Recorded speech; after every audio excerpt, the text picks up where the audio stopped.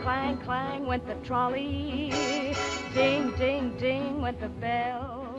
When audiences were first graced with Judy Garland's rendition of the Trolley Song, it was at the premiere of Meet Me in St. Louis at Lowe's State Theater, November 22nd, 1944.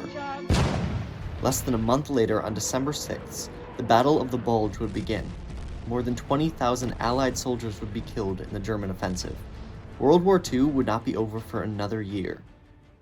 It's hard to imagine that the lighthearted Judy Garland vehicle premiered in the midst of war.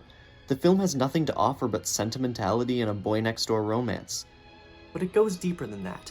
It serves as an important commentary on art during times of trouble. Perhaps, in an essence, it answers an even deeper question. Why do we watch musicals? Welcome to Movie Musical Mania, the channel that devotes itself to the history of musical cinema. If you want more videos like this, please like and subscribe. If you're watching this channel, it's safe to assume you can appreciate singing and dancing in the rain, a flower girl transforming into a lady, and a man singing a soliloquy on a beach. We know why we watch musicals. We like them. They give us pleasure. But why? To answer that question, we have to go back to December 1941.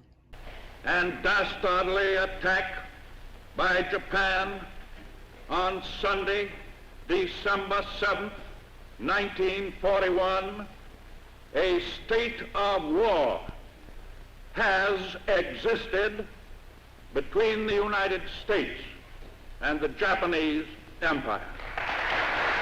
Studios that had once been turning out big, splashy musicals needed to stop as America turned its mind towards one goal: victory. They began producing vital training videos for soldiers. The films released into theaters early at this time were made to glorify and inspire the American soldier. The enemy was also presented in films as being less than human and sought to outrage the audience. But audiences didn't want to always be inspired or enraged. They sought a release. As put by Ted Sennett in Hollywood Musicals, war-weary Americans wanted to escape the war for a few hours, to be reassured that, despite the war, it is still possible to sing, dance, and tell jokes without feeling guilty. Throughout the early 40s, the screen was flooded with musical films, few of them memorable, some of them embarrassing in retrospect, but most of them fire with a patriotic fervor, either casually implied or blatantly trumpeted. The first of these were all-star reviews like Paramount's Star-Spangled Rhythm and Warner Brothers' Thank Your Lucky Stars, where non-musical actors stumbled their way through tunes and skits. The undistinguished musicals of this time were always attached to patriotism in some way, often by putting the hero in uniform and holding a flag. You'll Never Get Rich, Anchors Aweigh, and This Is the Army all make themselves relevant in similar ways. A lead character, born to be a song and dance man, is drafted into the army. 1942's For Me and My Gal, which matched Gene Kelly and Judy Garland for the first of 3 times, tells the story of a vaudeville act torn apart by war. Meanwhile, 20th Century Fox continued with lavish Technicolor spectacles starring their stars, most notably Betty Grable. 1943's Coney Island and 1944's Pinup Girl are unimportant romps, gaudy but a little fun. Busby Berkeley was determined to distract audiences from war troubles as much as possible with his first Technicolor extravaganza, The Gang's All Here, which included Carmen Miranda and, dancing bananas. Was that what the soldiers were fighting for? Audiences were craving something else than the mindless entertainment that packed in songs and secondhand patriotism.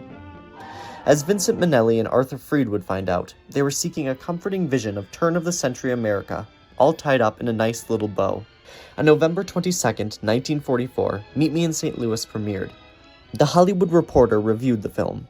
Meet Me in St. Louis is completely delightful, homey, warmly human entertainment which has captured a nostalgic charm rarely, if ever, equaled on the screen. It is even less difficult to predict its future. It is going to be a tremendous success. Audiences recognized it as a love letter to an America that never really existed. It is sweet, innocent, and heartfelt. It isn't important, per se, any more than Pinup Girl. Many would argue that the movie hardly has any plot. It is merely a set of vignettes. But it uses nostalgia to wrap its audiences in a hug. It does not simply distract the audience with flashy girls or gaudy patriotic decorations. It speaks to the romantic, the homesick, and the hopeless. 1944 audiences liked Meet Me in St. Louis because they could relate to the Smith family and revel in their serene, untroubled lives. So what does that tell us about us? We go to the movies to escape.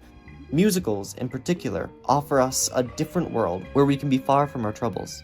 It is interesting to look at the optimistic and positive media that was released during World War II. It shows the escapism that audiences desired. As humans, we need to know we are united together. We are a family, one that can laugh and sing and tell a joke and dance. When Judy Garland crooned, "Have yourself a merry little Christmas," World War II was still raging on. The two events, put side by side, could not seem more different. How could they exist simultaneously? It turns out the original lyrics of Esther's song goes like this. "Someday soon we all will be together, if the fates allow. Until then, we'll have to muddle through somehow." This heart-wrenching refrain echoed the sentiment of a generation torn by war. After all, what is the use of a fight without nostalgia and hope and something to fight for? Sometimes, all we need is an escape. We watch musicals because, when times get too hard, everything on the screen is technicolor and carefree. We watch musicals not because we are cockeyed optimists or hopeless romantics. We watch musicals because we are dreamers. If you like this video, please subscribe for more. And thanks for watching. This is Movie Musical Mania.